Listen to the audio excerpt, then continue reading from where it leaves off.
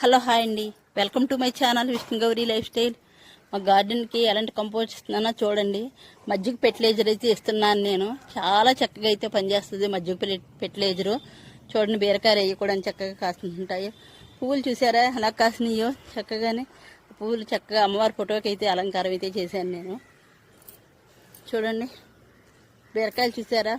బీరకాయలు కోసిన ప్రతిసారి కూడా మీకు వీడియో అయితే పెడుతున్నాను నేను.